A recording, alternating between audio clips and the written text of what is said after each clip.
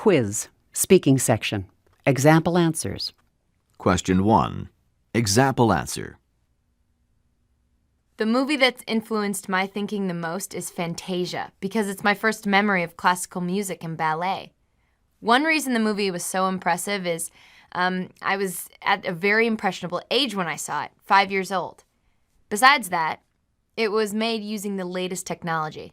In the 1950s, it was amazing to see detailed animation and hear high-quality sound, but what really influenced me was the music in the dance scenes.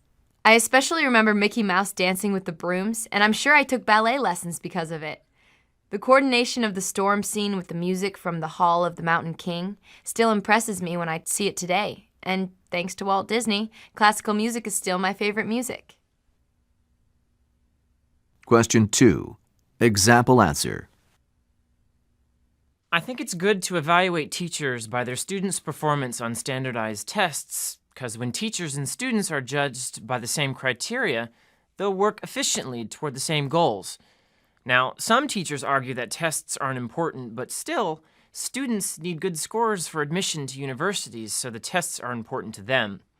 If teachers were evaluated on the same basis, then they'd pay more attention to the criteria on tests to design their lessons so both students and teachers would benefit. Another reason to use this evaluation is to compare teachers from different schools on a standardized scale. And this system would be more fair, too, because the possibility of a teacher getting a high evaluation because of friendship with the supervisor is also eliminated. Question 3. Example answer. The student said that he mostly agreed with the policy for in-state tuition, but he disagreed with a couple of requirements. For one thing, you can't use a campus address as a permanent address. But he's a dorm student, and he explained that he's lived in the dorm for 3 years because he's gone to school every summer without returning to his parents' home to live. So, the dorm really is his permanent address right now. He doesn't think he should have to use his parents' out-of-state address. Besides that, he hasn't been subsidized by his parents. In the policy, the most recent taxes must be filed in the state of residence, but he didn't make enough money to pay taxes. He didn't mention in which state he had his voter's registration or car registration and driver's licenses, but he said that he plans to continue living and working in the state after graduation, and he thought that he should be eligible for a waiver of the out-of-state fees. Question 4. Example answer. The experiment with kanji is important because it supports the theory that language should be acquired in natural settings instead of in a formal classroom. Previous research to teach primates to communicate included direct instruction in American Sign Language and also plastic shapes that could be arranged on a magnetic board. Earlier research, I think it was with Kanzi's mother, it replicated this formal approach. But when Kanzi learned vocabulary by observing the lessons, the direction of the experiment changed. In informal settings with trainers, Kanzi acquired a vocabulary of about 200 words and began to create sentences with words and gestures to communicate with human companions. Children of our own species learn by informal interaction with adults. The Kanzi experiment suggests that this may be a better way to teach language to primates. Question 5. Example answer. The problem is that the woman has only 15 minutes between classes, but it takes 20 minutes to walk from the chemistry lab to Hamilton Hall, where Professor Johnson's class is held. So she'd like to take the class with Johnson, but she'd be late. Her friend suggests that she buy a bike, but her concern is that she'd need a license and would have to store the bike somewhere at night. The other recommendation is to ask Dr. Johnson for permission to enter the class 5 minutes late. So I think the woman should talk with the professor first. Her friend says he's approachable, and he might give her permission to be late for class. The first 5 minutes in a class is usually just business anyway, taking attendance and handing back papers, so she wouldn't miss much. And if he refuses, then she can always resort to the other alternative. She can buy a bike and a license, and she can find a place to store it. Question 6. Example answer. The habitable zone's an area in which life can develop. There are several requirements, including an energy source and a chemical solvent that retains its liquid form. Okay, that means that the moon or the planet where life may develop has to be close enough to the energy source, probably a star, close enough that the solvent will remain a liquid. Outside the habitable zone, it would freeze or boil, depending on whether it was far away or too close to the star. In the case of Earth, the sun supplied the energy and water was the chemical solvent. So for life to evolve in ways similar to our own, the habitable zone would have to fall between Venus and Mars. But modern scientists are questioning whether the forces of gravity on larger planets might not generate enough energy to heat up the cores of the moons that orbit them. Now, if that's the case, then there could be habitable zones at a great distance from Venus, which was the previously determined limit for habitable zone in our solar system. Review, Writing Section, Problem 31, Lecture. Now listen to a lecture on the same topic as the passage you have just read. As you'll recall from the reading in your textbook, Freud's psychodynamic theory is premised on the assumption that dreams arise from a troubled subconscious mind, and so they have deep meaning. But there are other points of view that you should be familiar with. Alan Hobson and Robert McCarley propose a very different theory of dreams. They turn to biochemical research and physiology for answers, using data from their study of sleep activity in cats. And, by the way, they used cats because cats have brain waves and muscle movements during sleep that are very similar to those of humans. In any case, Hobson and McCarley determined that the kind of sleep associated with dreams is controlled from the brainstem, and furthermore, that there are chemicals in the stem that regulate the firing of certain neurons. So they posit that during dream sleep, brain cells that control movement and balance are activated, but the messages don't transfer to the body, and consequently, no movement's initiated. Still, the brain's trying to interpret the messages so dreams occur. But how does this explain what we dream about? I mean the content. Well, let's take the example of a common dream. Let's say you're trying to escape from something. The brain receives a message to run, but the legs don't respond. According to the activation synthesis theory, the dream that results will probably include something about being chased and running away. In other words, you'll play out the physical movement in a dream. But according to the proponents of the activation synthesis theory, there isn't any hidden meaning in your dream. Your unfulfilled desires have nothing to do with it. For the neurophysiologists, a dream's just a chemical response to brain cells. Review, Writing Section, Problem 32, Lecture. Now listen to a lecture on the same topic as the passage you have just read. Newer, high-speed computers have allowed us to perform experiments by modeling events that would be very difficult to duplicate under natural conditions. And we've been able to do some interesting research with models of the collapse of an interstellar cloud under the influence of its own gravitational pull. The modeling has led to a general consensus that stars form in that way, a process of collapse, I mean. So, although the experiments aren't definitive, they lead us to the logical conclusion that when a star is born, it will probably have a circumstellar nebula, with conditions that are very favorable to the formation of planets. In effect, we've been able to watch the conditions that existed at the beginning of the formation of the solar system and observe how the planets were formed, and that's pretty amazing. Furthermore, the modeling suggests that the planetary formation seems to be a natural consequence of the process that initiates the formation of a star. So, this suggests that planetary systems are the rule rather than the exception, and that means that an organized search for other planetary systems should yield some rather interesting results. We may find that the nebular hypothesis is valid not only for our solar system, but also for other systems in the universe. Besides that, when we do the math, we have to assume that at least some of the stars would produce solar systems with planets that could support life. Quiz, writing section. Now listen to a lecture on the same topic as the passage you have just read. Let me tell you about a case study that's often used as an example of how a win-win situation can be negotiated by both parties. Tony was a computer software designer who had come up with a great idea for a computer game. But his problem was that he couldn't afford to quit his job while he worked on the game because he had to make a living for his family. He thought it would probably take him about a year to actually complete the programming for the game if he worked in his spare time. Okay. Well, he put together a proposal and took it to a multinational company that had launched several successful computer games. But the problem was that the company made him a very low offer, just $1,000 a month for 12 months. And although that would have paid his bills during the time that he would have been working on the program, he knew that the game had a huge potential for return on the company's investment. So he felt like he would be taking all the risk without having the opportunity to share in the reward.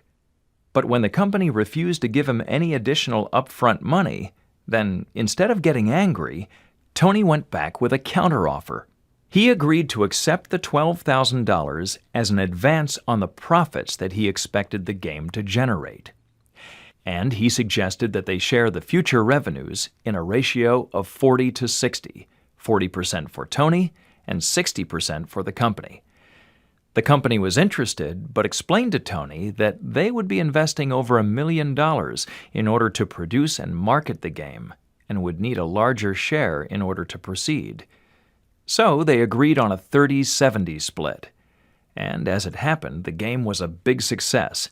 The company made a huge profit, and Tony was able to quit his regular job and start his own game design company. So everybody won. They were both able to minimize their risk and increase their profits. Model Test 3, listening section. The listening section tests your ability to understand spoken English that is typical of interactions and academic speech on college campuses. During the test, you will respond to conversations and lectures. This is the long format for the listening section.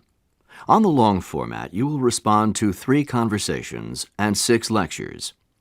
After each listening passage, you will answer 5 to 6 questions about it. Only 2 conversations and 4 lectures will be graded.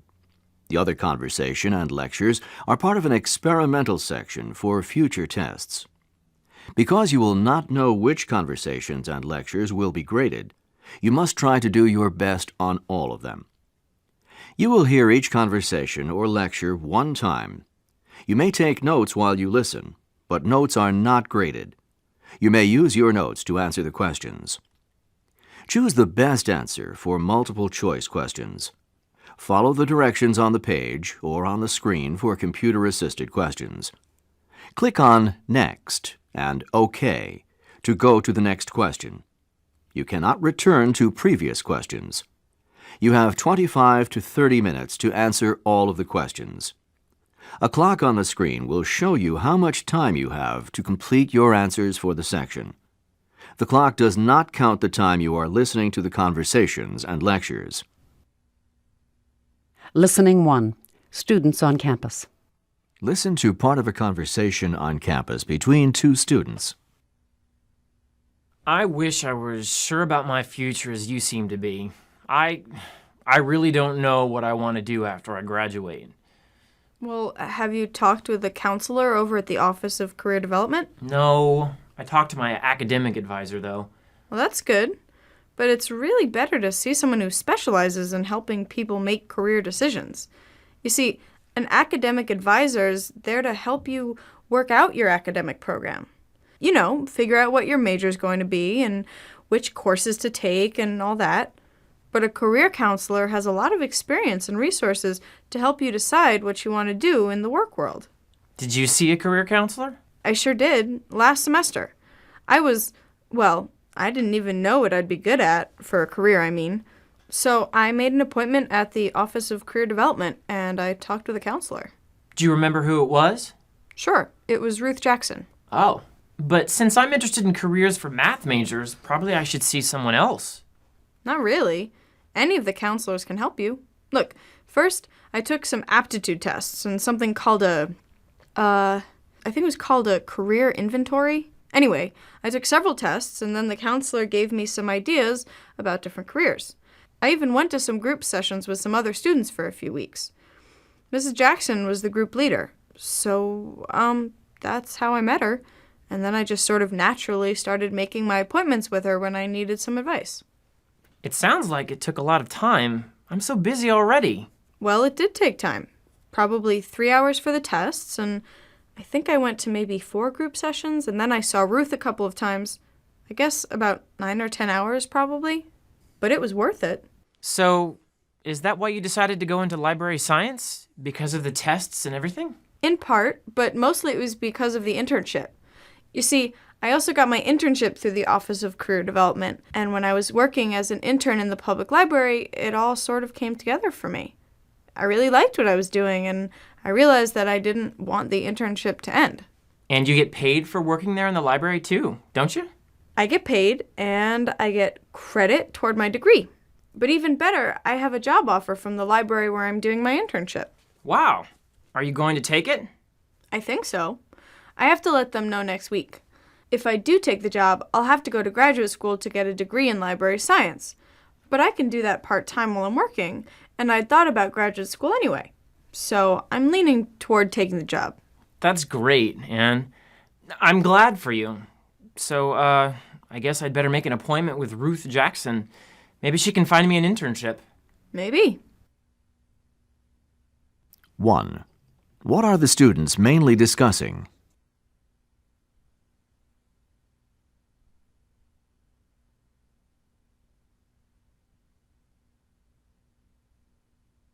Two. What is the man's problem?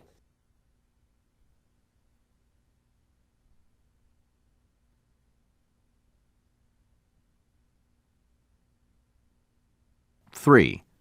Why does the woman tell the man about her experience?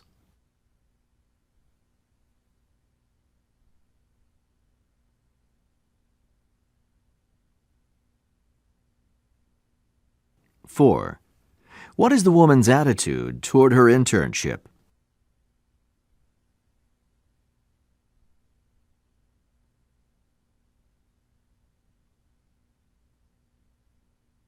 5. What will the man probably do?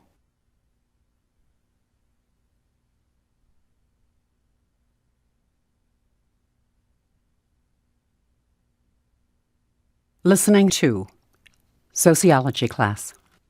Listen to part of a lecture in a sociology class. Social influence involves the changes in behavior influenced by the actions of other people. Social influence can come about for a variety of reasons, on a continuum from mere suggestion to, in the more severe form, well, to torture. How does social influence work? Well, first, we must become aware of a difference between ourselves and the values or behaviors of other people.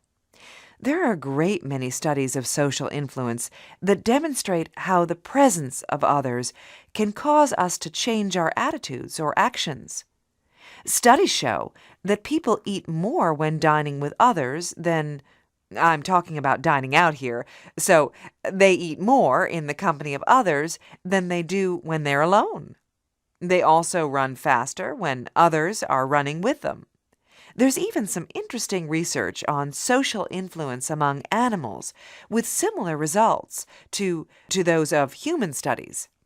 Probably one of the most interesting aspects of social influence is the pressure for conformity. Conformity is a process by which an individual's opinion or behavior moves toward the norms of the group. In a classic study by Solomon Asch, 7 people were shown cards with 3 lines drawn on them. Here's an example. So, they were shown the lines, and then they were asked to select the line among the 3 that matched the standard line. Here's the standard. So there's no question as to the comparison. This has to be easy, right? Wrong. You see, Ash enlisted the cooperation of 6 of the 7 participants in the experiment. On the first card, the 6 respond correctly. They identify the lines of the same length. So the 7th person, who is the only real subject in the experiment, well, the 7th person answers correctly, in agreement with the others. But on the next card, 4 of the cooperating participants choose an incorrect answer, but they're in agreement. So the problem for the subject is whether to conform to the opinion of the peer group, even though the answer is in conflict with the answer that the subject knows to be correct. So, what do you think happened? Well, subjects who were tested alone made errors in answers fewer than 1% of the time. This was the control group. But of those tested in groups of 7, 75% yielded at least once to conform to a group answer that was clearly incorrect. And, on average, subjects conformed to the group in about 37% of the critical trials. This means that they were bringing their behavior into agreement with group norms, in spite of what they were seeing. Later, Ash manipulated the size of the control group. The experimental group, to see whether group size would affect pressure, and it did. But probably less than you might expect. Groups of 4 demonstrated about the same results as groups of 8. Interestingly enough, a unanimous agreement by the group was more important than the number. In other words, a unanimous opinion by 3 exerted more pressure to conform than a majority of 7 with a dissenting opinion in a group of 8. Similar experiments have been performed in various countries among diverse cultural groups with comparable results. Of course, people in cultures that emphasize group cooperation tended to be more willing to conform. But remember that many of the original studies were done in the United States, where there's a high value placed on individualism. In an interesting variation on the study, Abrams found that conformity is especially strong when the group is selected from among those people that the subject clearly identifies with, either because they have characteristics in common or they know each other and interact in a peer group outside of the experimental situation. So what does all of this mean in the real world? Well, since group members can influence one another to conform to the opinion of the group decisions of a group may be called into question. What about decisions by political committees or parliaments? What about juries who are charged with convicting or acquitting an accused defendant? Clearly, social influence will play a part in these critical group decisions. Also interesting is the fact that after a decision is made by a group, there's a tendency to solidify. And by that I mean that the group becomes even more convinced of the validity of the group opinion. This may happen because individual group members who strongly support the group tend to be more popular with the group members. 6. What is the main topic of the lecture?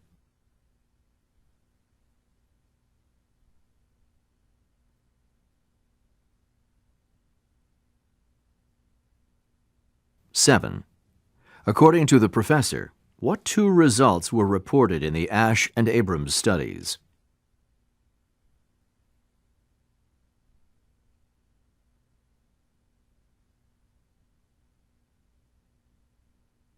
Eight.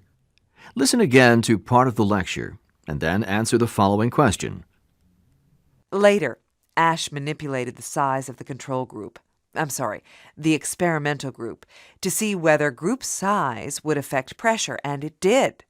But probably less than you might expect. Why does the professor say this? The experimental group.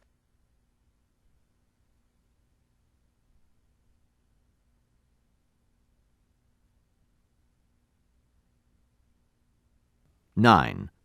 What generally happens after a group makes a decision?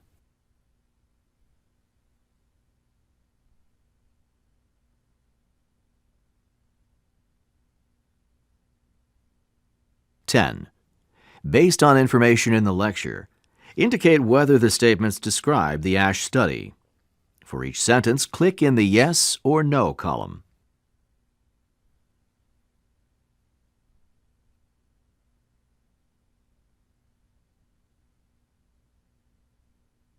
(11) What is the professor's attitude about the studies on social influence?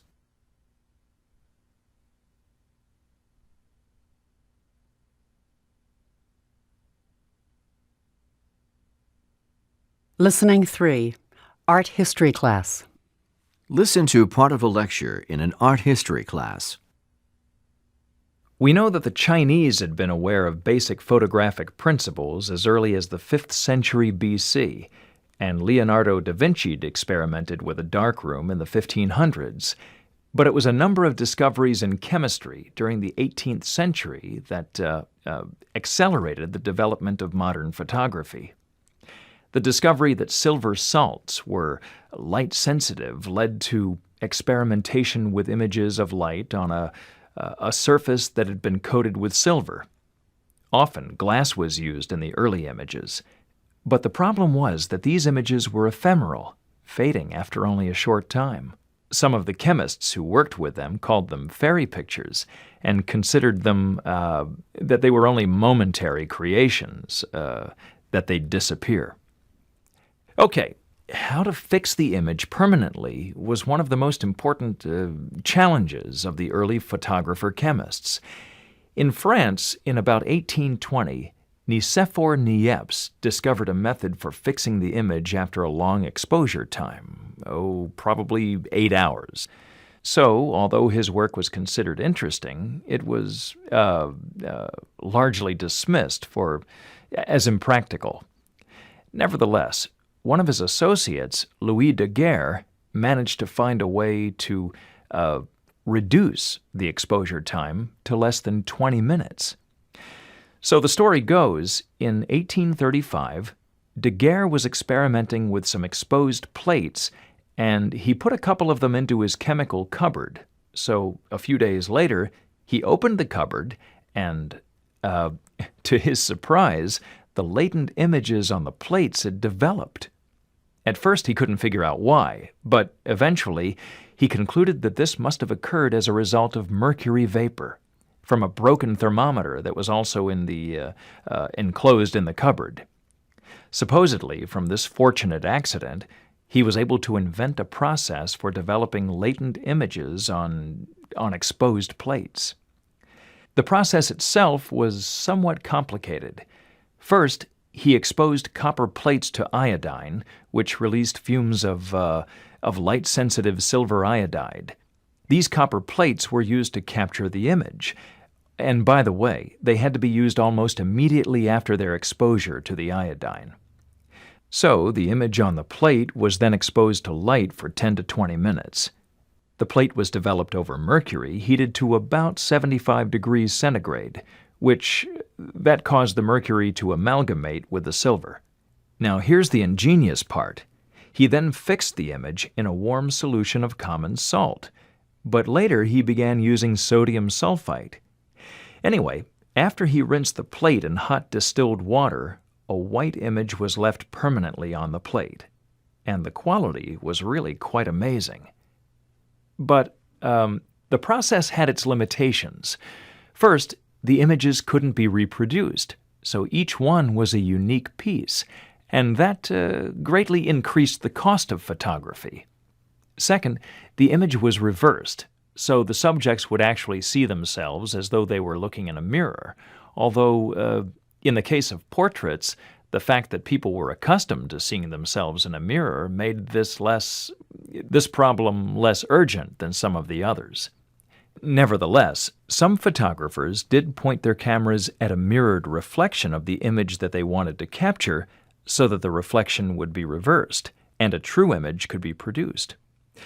Okay, Third, the chemicals and the fumes that they released were highly toxic, so photography was a very dangerous occupation. Fourth, the surface of the image was extremely fragile and had to be protected, often under glass, so they didn't disintegrate from handling. The beautiful cases that were made to hold the early images became popular not only for aesthetic purposes, but also for very practical reasons. And finally, although the exposure time had been radically reduced, it was still inconveniently long, at 20 minutes, especially for portraits, since people would have to sit still in the sun for that length of time. Elaborate headrests were constructed to keep the subjects from moving so that the image wouldn't be ruined, and many people simply didn't want to endure the discomfort. But by the mid-1800s, improvements in chemistry and optics had resolved most of these issues. Bromide as well as iodine sensitized the plates, and some photographers were even using chlorine in an effort to decrease exposure time. The portrait lens was also improved by reducing the size of the opening and limiting the amount of light that could enter, so the exposure time was about 20 seconds instead of 20 minutes. And negative film had been introduced in in England, and negatives permitted the production of multiple copies from a single image. So, photography was on its way to becoming a popular profession and pastime. 12. What is the main topic of this lecture?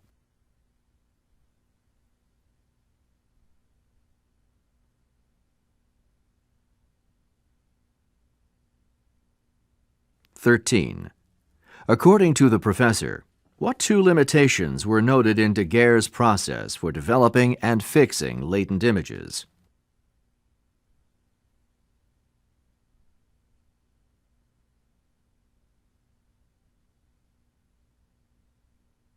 (14) Listen again to part of the lecture, and then answer the following question. At first he couldn't figure out why, but eventually he concluded that this must have occurred as a result of mercury vapor from a broken thermometer that was also enclosed in the cupboard. Supposedly, from this fortunate accident, he was able to invent a process for developing latent images on exposed plates. Why does the professor say this? Supposedly, from this fortunate accident, he was able to invent a process for developing latent images on exposed plates.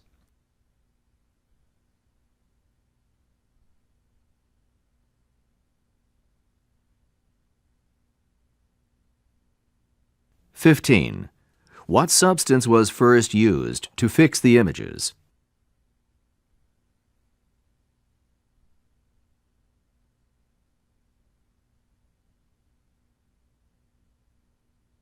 (16) What can we assume about photographers in the 1800s?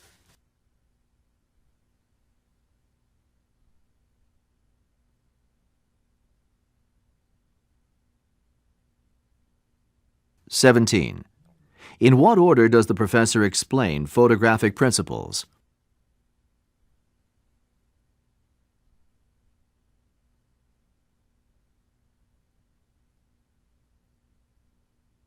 Listening 4. Admissions Office. Listen to part of a conversation between a student and an admissions assistant. Excuse me, but the secretary referred me to your office. Yes? I'm a new student. Well, actually, I'm not enrolled yet, but I'm trying to get all my admissions applications turned in today. What's your name? Robert Franklin? Middle initial? T. Oh, I see. Wait a minute, and we'll find out what you have to do. Well, according to the records here, you have your admissions form, a financial aid application, 3 letters of recommendation, transcripts from regional college. So that's everything you need except a transcript from county community college. That's what I thought. You see, I took a couple of courses there during the summer because it's close to my parents' house. Anyway, Almost all of my first 2 years is from regional college, and that's where I'm transferring from. In fact, the credit for the community college courses appears on the transcript from regional college as transfer credit, but it doesn't show my final grades in the courses. Oh, and you haven't been able to register for your courses here at State University because the computer shows that you're missing some of your application materials. Is that it? Exactly. What I was wondering is whether you have, like, a policy for this kind of situation, so I could go ahead and register for this first semester while we wait for the transcript to get here. It should be here now. I requested it the same time that I requested a transcript from regional college, but they're just slow at county community. That happens sometimes. Do you have a copy of your transcript from County Community College? Yes, I do. It's right here. Of course, it isn't an official copy. It's stamped unofficial copy. But I can use this one until the official copy gets here. Here's the best way to handle this. We can give you a provisional admission.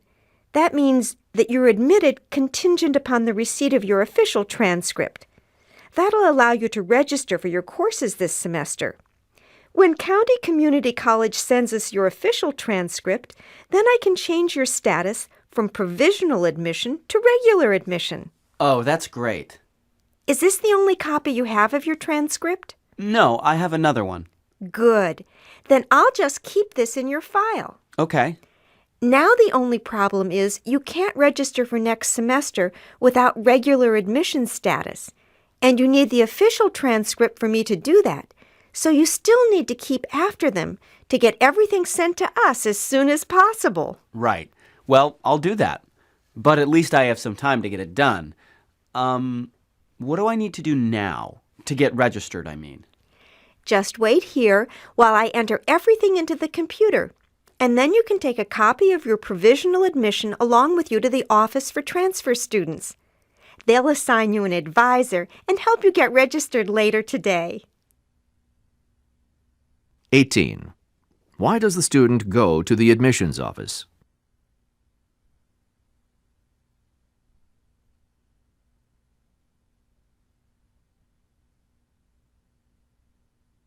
(19) What is missing from the student's file?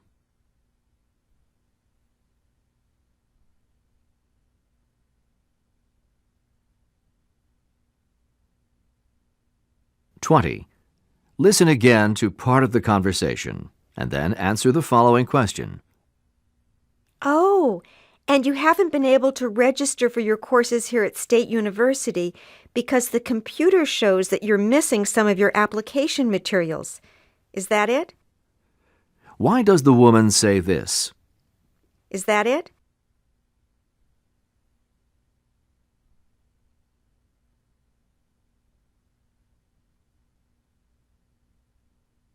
(21) What does the woman suggest that the man do?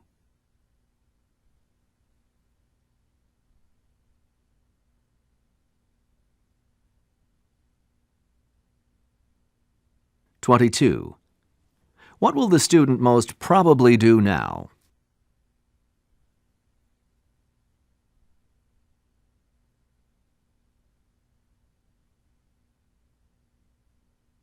Listening 5, Anthropology class. Listen to part of a lecture in an anthropology class. The concepts of power and authority are related, but they're not the same.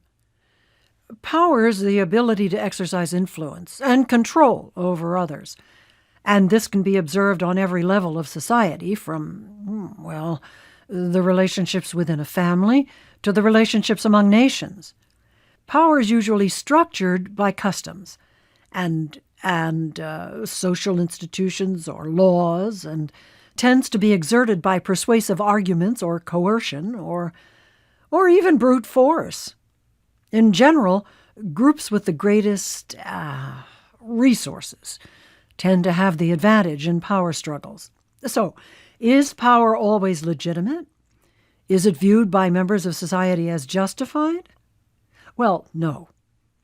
Power can be realized by individuals or groups, even when it involves the resistance of others, if as long as they're in a position to impose their will. But what about power that's accepted by members of society as right and just, that is, legitimate power? Now we're talking about authority, and that's what I want to focus on today. Okay. When individuals or institutions possess authority, they have a recognized and established right to determine policies with the acceptance of those over whom they exercise control. Max Weber, the German classical sociologist, proposed 3 types of authority in society: traditional, charismatic, and rational or legal authority. In all 3 types, he acknowledged the right of those in positions of power to lead, with the consent of the governed. So, how did Weber differentiate among the 3 types of authority? Well, he divided them according to how the right to lead and the duty to follow are interpreted. In traditional authority, power resides in customs and conventions that provide certain people or groups with legitimate power in their societies, often their origins found in sacred traditions. The example that most often comes to mind is a monarchy in which kings or queens rule by birthright, not because of any particular quality of leadership or political election, just because they have a claim to authority based on traditional acceptance of their position, and in some cases their unique relationship with and responsibility in religious practices. The royal families in Europe or the emperors in Asia come to mind as examples of traditional authority. Okay, this contrasts sharply with charismatic authority, which is derived because of personal attributes that inspire admiration, loyalty, and even devotion. Leaders who exercise this type of authority may be the founders of religious movements or political parties, but it's not their traditional right to lead. What's important here is that their followers are mobilized more by the force of the leader's personality than by the tradition or the law. So, when we think of charismatic leaders in the United States, perhaps John Kennedy would be an example, because he was able to project a youthful and energetic image that people were proud to identify with. Or, if you prefer Republicans, you may argue that Ronald Reagan was able to exercise authority by virtue of his charismatic appeal. In any case, going back to Weber, to qualify for charismatic authority, a leader must be able to enlist others in the service of a cause that transforms the social structure in some way, which leaves us with legal rational authority, or power that's legitimized by rules, laws, and procedures. In such a system, leaders gain authority not by traditional birthrights or by charismatic appeal, but rather because they're elected or appointed in accordance with the law. And power is delegated to layers of officials who owe their allegiance to the principles that are agreed upon rationally, and because they accept the ideal that the law's supreme. In a legal, rational society, people accept the legitimacy of authority as a government of laws, not of leaders. So, an example of this type of authority might be a president, like Richard Nixon, who was threatened with impeachment because he was perceived as not governing within the law. Some sociologists have postulated that the 3 types of authority represent stages of evolution in society, that pre-industrial societies tend to respect traditional authority, but as societies move into an industrial age, the importance of tradition wanes in favor of charismatic authority, with a natural rise of charismatic leaders. Then, as the modern era evolves, The rational legal authority embodied by rules and regulations replaces the loyalty to leaders in favor of a respect for law. Of course, other sociologists argue that in practice, authority may be represented by a combination of several of these ideal types at any one time. 23. What is the main purpose of this lecture?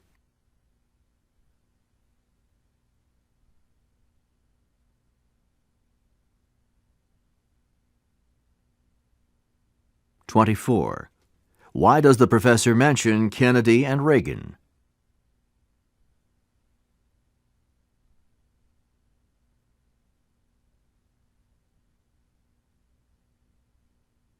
(25) According to the professor, what two factors are associated with charismatic authority?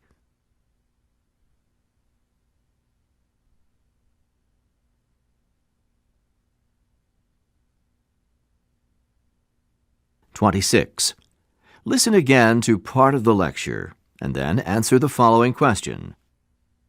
But what about power that's accepted by members of society as right and just, that is, legitimate power? Now we're talking about authority. And that's what I want to focus on today. Why does the professor say this? But what about power that's accepted by members of society as right and just, that is, legitimate power?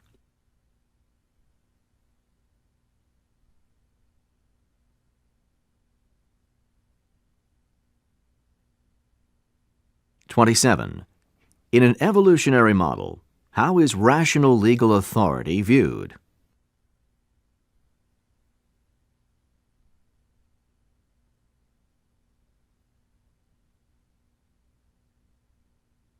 (28) What does the professor imply about the three types of authority?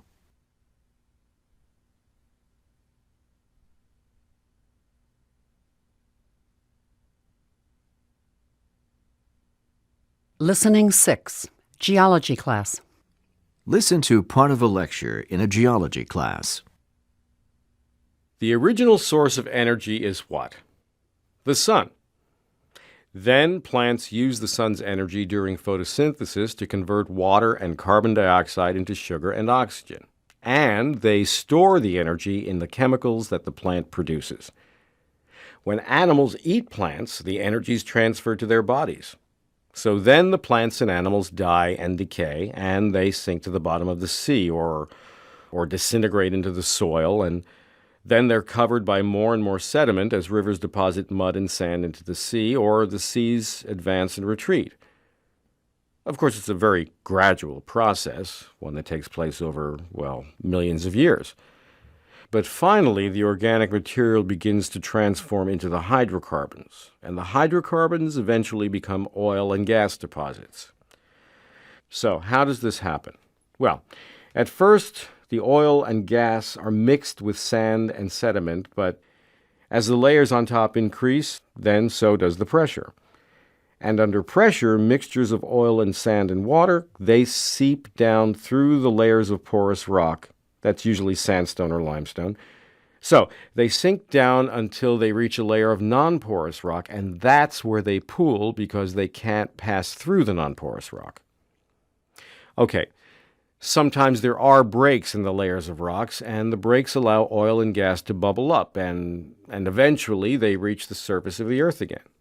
So when this happens, the gas and some oil evaporate into the air, but they leave a sticky black tar that appears in pools or pits on the surface. But most crude oil is found in underground formations, which we call traps. So today I want to talk about the major types of oil traps. In all the different types of traps, the oil collects in porous rocks along with gas and water. And over time, the oil moves up toward the surface of the earth through cracks and holes in the porous rock until it reaches a non-porous rock deposit. And the non-porous rock, remember, it won't allow the oil to continue moving. So the oil becomes trapped under the non-porous rock deposit. Now, think for a moment. While oil was forming and moving, the earth was also undergoing changes. In fact, there were enormous movements of the crust as the center began to cool. When folding happened, well, it was like the Earth fell back onto itself, and when faulting happened, it was, well, one layer was forced by rocks above down through the layers below. So you can see that the repositioning of porous and non-porous rock, this repositioning would have affected the movement of oil. When the Earth shifted, cracks would have been opened and non-porous layers would have been dropped over channels that had previously been used as pathways for the transfer of oil and gas to the surface. Okay, as geologists, we're interested in locating the traps. Now, why would that be so? Because that's where we'll find the oil and gas reserves, and that's what I really want to talk about today. So there are several different types of traps, but today we're going to talk about the three most common ones: the anticline trap, the salt dome trap, and the fault trap. Look at this diagram. Here's an example of an anticline. As you can see, the oil's trapped under a formation of rock that resembles an arch. That's because the arch was bent from a previously flat formation by uplifting. In this anticline, the petroleum's trapped under a formation of non-porous rock with a gas deposit directly over it. This is fairly typical of an anticline. Because gas isn't as dense as oil, it rises above it. The dome over the top can be rock, as in this example, or it could be a layer of clay.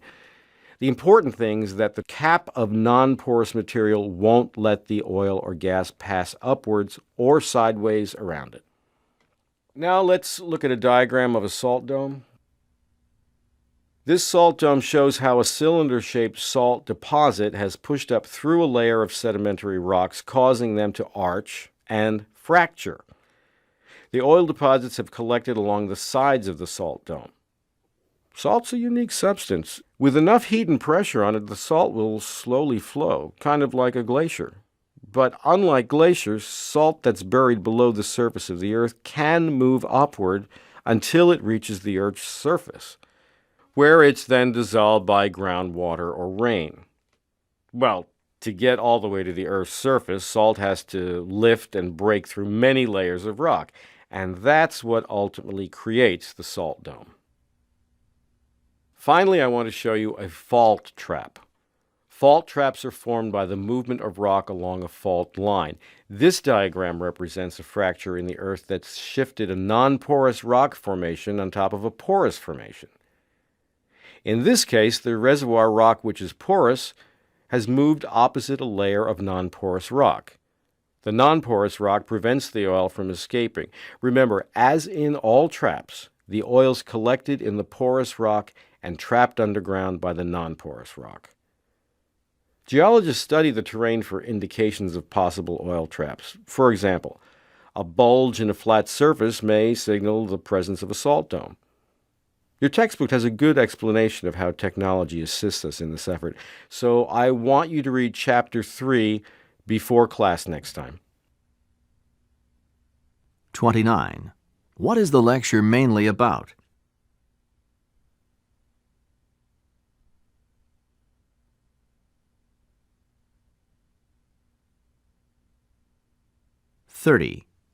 Why does the professor begin by talking about the process that transforms organic material into oil and gas?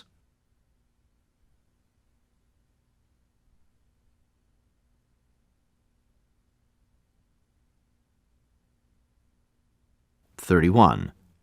Listen again to part of the lecture and then answer the following question. Okay, as geologists, we're interested in locating the traps. Now, why would that be so? Because that's where we'll find the oil and gas reserves. Why does the professor say this? Now, why would that be so?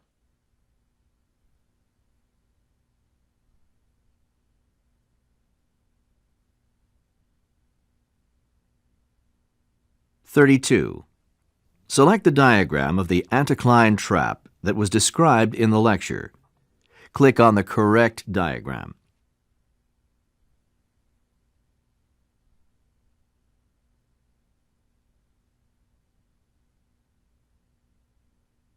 33. Identify the non-porous rock in the diagram. Click on the correct letter.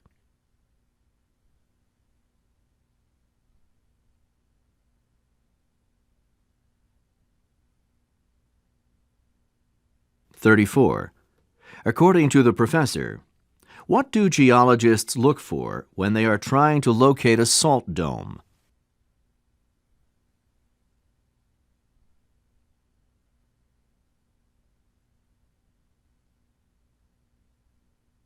Listening 7. Library. Listen to part of a conversation between a student and a librarian. Hi, how can I help you? Hi, I'm looking for some material on reserve for Business 210. Okay. Well, who's the professor? You see, we keep the files under the professor's name because there are a couple of sections, and the requirements are a little different. Oh, okay. It's, Dr. Parsons. Parsons? I don't see any books. I think it's a DVD. Oh, yes, here it is. Oh, wait, actually, there are 2 of them. But that's all right. Now, all I need's your student ID. No problem. There you go. Now, these will be due back at the desk in 2 hours. 2 hours? But that won't even give me time to go home. Oh, you can't leave the library with reserved materials. You have to use them here. But we have some DVD players in the booths behind the reference section. I think there are several free now. But I have to take notes and, I don't think I can get everything done in 2 hours. Well, you can't take materials out again until someone else has used them, because the professor only left 1 copy of each. Sorry. Look, maybe 2 hours will be enough. I don't think so. These are case studies and we're supposed to be able to discuss them. Oh, I see. Well, when do you have class? Tomorrow morning. I know I should have come in earlier, but this isn't my only class. I had an exam earlier today and I was just waiting to get that out of the way. I see. Well, look, why don't Isn't you... there any way to get an exception to the policy? I'm afraid not. Oh. Okay, then. Let me just check out one of the DVDs. That way, if I finish it, I can check out the other one for 2 hours, right? Sure, that's perfectly fine. And here's a thought. I don't know if it will work for you since you have a morning class, but if you check out reserved material less than 2 hours before the library closes, then you can have it overnight. Overnight? Yes, but you have to have it back when the library opens the next day, and... But I could do that. Oh, I'm sorry. You were going to say... Well, if you don't return the material to the reserve desk when the library opens, then there's a $10 fine for the first hour and a $5 fine for every hour after that. That it's late, I mean. The usual fee's $1 for every hour, but when it's an overnight... Ouch. Yeah, it's a stiff fine because we need students to take the privilege seriously. Otherwise, other students who need to use the reserve materials wouldn't have access to them. Oh, I understand. And another thing. Sometimes more than one person's trying to use the overnight privilege, so sometimes when you wait until the end of the day... Oh, and there isn't any way to put your name on a list or anything? No, not really. It's first come, first served. Okay. Then I think I'll go ahead and take the one DVD out now because I can still try to get the second one tonight, overnight. Can't I? Sure. I'll tell you what. Come back a little before 9. Okay. Will you be here? I mean, I'd rather come back to you. I'll be here until the library closes. Well then. Do you still want to take out one of the DVDs? Yeah, I might as well get one of them out of the way so I'll only have one left to watch. Oh, wait a minute. Your ID. Oh, I'm sorry. I thought I showed it to you. You did, but I need to keep it here at the desk until you return the materials. 35. What does the man need from the librarian?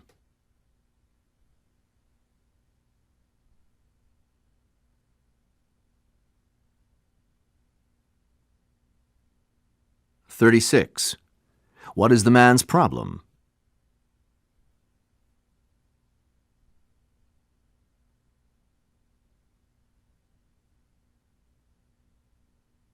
(37) Listen again to part of a conversation, and then answer the following question.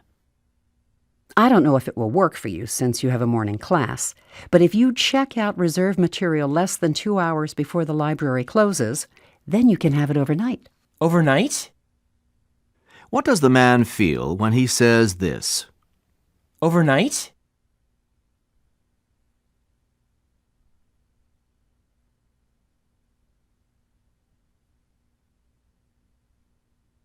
38. What is the policy for materials on reserve?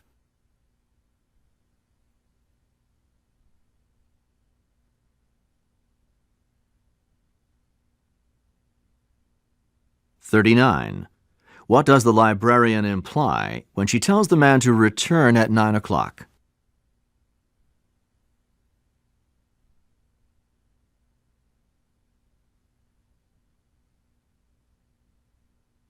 8. Literature class. Listen to part of a lecture in a literature class. Today, we'll discuss transcendentalism.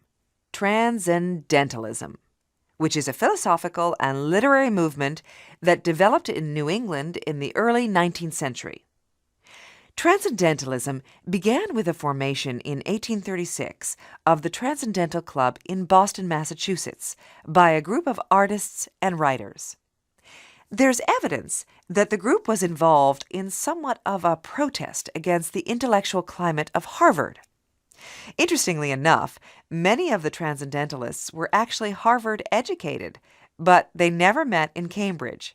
Remember, at this time, Harvard had only 11 professors, and at least 11 members could be expected to attend a meeting of the Transcendental Club. So, their intellectual community was large enough to rival the Harvard faculty. All right, then. Their criticism of Harvard was that the professors were too conservative and old-fashioned, which, come to think of it, isn't an unusual attitude for students when they talk about their professors. But in fairness, the classroom method of recitation that was popular at Harvard required the repetition of a lesson without any operational understanding of it. In contrast, the Transcendentalists considered themselves modern and liberal because they preferred a more operational approach to education. Bronson Alcott translated Transcendentalism into pedagogy by encouraging the students to think, using dialogues and journals to develop and record their ideas. Language was viewed as the connection between the individual and society. In 1834, Alcott established the Temple School near Boston Commons and later founded a form of adult education, which he referred to as conversation. This was really a process whereby the give and take in a conversation became more important than the doctrine that a teacher might have been inclined to pass on to students, an approach that stood in diametric opposition to the tradition at Harvard that encouraged students to memorize their lessons. The Transcendental group also advanced a reaction against the rigid Puritanism of the period, especially insofar as it emphasized society at the expense of the individual. The Puritans, I mean. According to the Transcendentalists, the justification of all social organizations is the improvement of the individual. So, in the literature of the time, the Transcendentalists insisted that it was basic human nature to engage in self-expression, and many interpreted this as encouragement for them to write essays and other opinion pieces. One of the most distinguished members of the club was Ralph Waldo Emerson, who served as editor of the Transcendentalists' literary magazine, The Dial. His writing stressed the importance of the individual. In one of his best-known essays, Self-Reliance, he appealed to intuition as a source of ethics, asserting that people should be the judge of their own actions without the rigid restrictions of society. You can imagine the reaction of the church, in particular the Unitarian Church, in which many of the intellectuals held membership. If individuals were responsible for their own code of ethics, then the clergy and the entire church organization was threatened. Perhaps because they were encouraged to think for themselves, the Transcendentalists came up with several options for living out their philosophies. Many were devoted to the idea of a utopian society, or at least to a pastoral retreat without class distinctions, where everyone would be responsible for tending the gardens and maintaining the buildings, preparing the food, and so forth. And quite a few were involved in some sort of communal living. Brook Farm, was probably the most successful of these cooperatives, although it lasted only 6 years. Brook Farm and some of the other experimental communities brought to the surface the problem that the Transcendentalists faced when they tried to reconcile a cooperative society and individual freedom. Both Emerson and Thoreau declined to participate in Brook Farm because they maintained that improvement had to begin with an individual, not a group. From 1841 to 1843, Emerson and Thoreau lived and worked together in Emerson's home, exchanging ideas, developing their philosophies, and writing. Upon leaving Emerson's home, Thoreau built a small cabin along the shores of Walden Pond near Concord, Massachusetts, where he lived alone for 2 years, devoting himself to the study of nature and to writing. He published an account of his experiences in Walden, a book that's generally acknowledged as the most original and sincere contribution to literature by the Transcendentalists. But I'm getting ahead of myself. Transcendentalism didn't change the educational system, and it certainly didn't reform the church in any significant way, but it did, in a sense, change the direction of American social and political culture, because Transcendentalism evolved from its initial literary roots into a force that shaped the way a democratic society was interpreted on the North American continent. 40. What does this lecturer mainly discuss?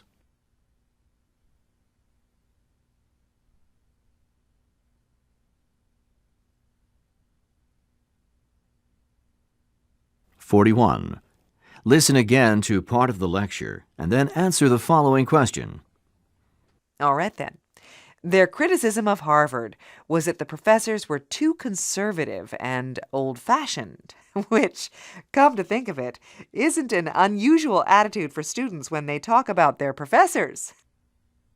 Why does the professor say this? Which, come to think of it, isn't an unusual attitude for students when they talk about their professors.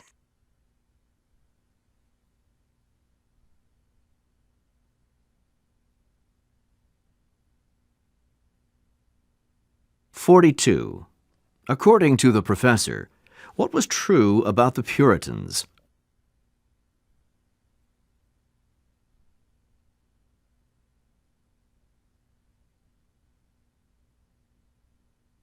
(43) Why did the church oppose the Transcendental movement?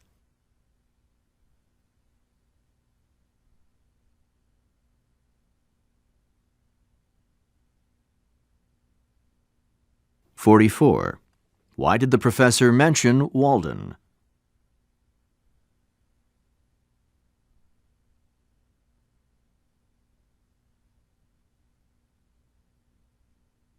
(45) According to the professor, what was the most lasting contribution of Transcendentalism?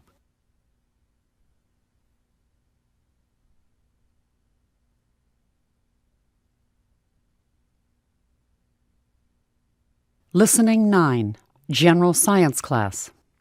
Listen to part of a discussion in a general science class. Okay, this is a general science course, and as such, the first thing I want you to understand is the scientific method. In your book, the definition of the scientific method is an organized approach to explaining observed facts with a model of nature that must be tested and then modified or discarded if it fails to pass the tests. So let's take that apart and talk about it. What are observed facts? Anyone? I'll try. Okay. Isn't a fact supposed to be a statement that everyone agrees on? So you'd say that a fact is objectively true. Yeah, that's what I mean. Okay, that sounds good. But what about this? We consider it a fact that the sun rises each morning and the earth rotates. But facts like that aren't always agreed upon. Look, when we say that the sun rises each morning, we assume that that's the same sun day after day, an idea that might not have been accepted by ancient Egyptians, whose mythology taught them that the sun died with every sunset and was reborn with every sunrise. Now, let's consider the case of the Earth's rotation. Well, for most of human history, the Earth was assumed to be stationary at the center of the universe.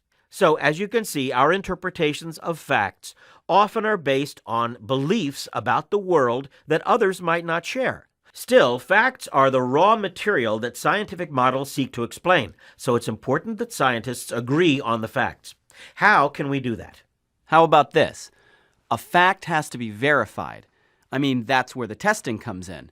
So we have to be able to test a model, but we have to be able to test a fact too, right? Now you're on the right track. In the context of science, a fact must therefore be something that anyone can verify for himself or herself, at least in principle. So, even though the interpretation may be different, some interpretation of the sun is there every morning, and that can be verified. Then a model's proposed to explain the facts. And a model is? An explanation of the facts. Right. Once the facts have been observed, a model can be proposed to explain them and not only explain what's obvious, but also make predictions that can be tested through further observations or experiments. Let's go back to Ptolemy's model of the universe, which assumed that the Earth was the center of everything. Okay, that was a useful model because it predicted future locations of the sun, moon, and planets in the sky. However, although the Ptolemaic model remained in use for nearly 1,500 years, eventually it became clear that its predictions didn't quite match actual observations, a key reason why the Earth-centered model of the universe finally was discarded. So models are discarded when they don't match the observations. Exactly, and new models are proposed to explain the facts in a better or more inclusive way. Okay, how does a model achieve the status of a theory? Well, I guess sometimes the model doesn't fail. You know, it gets repeated by many experiments, and the predictions are verified. So when a prediction's verified, repeated, then we start to assume that the model's a valid representation of nature. And when that happens, with many experiments and a number of different researchers, then the model achieves the status of a scientific theory. But... Yes, Jerry? Well, the problem is that theories get discarded too, don't they? Absolutely, because it isn't really possible to prove that a theory is true beyond all shadow of a doubt. And that's good because doubt is a cornerstone of science. Even a well-researched and presented theory should undergo continuous challenges from the scientific community with further observations and experiments. I'm sorry, did we mention the term hypothesis? Does that fit in with a model or a theory? Glad you brought that up. A proposed model is often called a hypothesis, and that just means that the scientist is making an educated guess that the model's predictions will bear up under testing. So a hypothesis is a proposed model. Right. But let's put this all together, shall we? Step 1's observation, the collection of data, that is, observations. Step 2's hypothesis, or a model to explain the facts and to make predictions. Step 3's additional observations and experiments. And here's the important part. When the predictions fail, then we recognize that the model's flawed, and we have to revise or discard it. But when the predictions are verified on a consistent basis, then we consider the possibility that we have a true representation of nature, and we elevate the model to the status of a theory. So step 4 is the theory? Right. But even then, the theory must undergo step 5. That's further observations, experiments, and challenges. Okay so far? Okay. Now for a reality check. In the real world of science, discoveries are rarely made by a process as mechanical as the idealized scientific method outlined in your textbook, the one that we just summarized. For example, anyone recognize the name Johannes Kepler? Sure. Didn't he propose the laws of planetary motion? He did, in about 1600. But instead of verifying new predictions on the basis of his model, he tested the model against observations that had been made previously. And like most scientific discoveries, Kepler's work involved intuition, collaboration with others, moments of insight, and luck. And eventually, other scientists made a lot of observations to verify the planetary positions predicted by his model. Then, go ahead. So the scientific method in the book, that's not really the way it happens a lot of the time? Okay, let's put it this way. The scientific method's a process that we need to keep in mind as we do the work of scientists. But we should also understand that it's an idealized process for making objective judgments about whether a proposed model of nature's close to the truth. And we should also keep in mind that in the work of scientists, other factors are also brought to bear on those ideal steps in the process. 46. What is this discussion mainly about?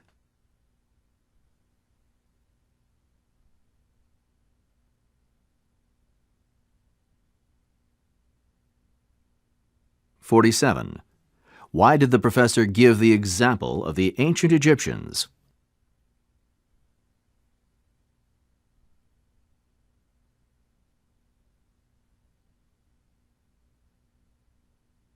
(48) Listen again to part of the discussion, and then answer the following question. So a hypothesis is a proposed model. Right. But let's put this all together, shall we? Why did the professor say this? But let's put this all together, shall we?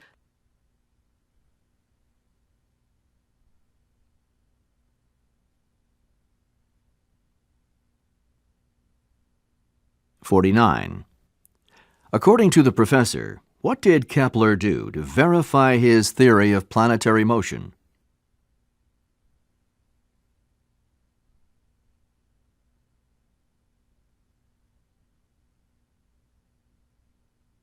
(50) What can be concluded from information in this discussion?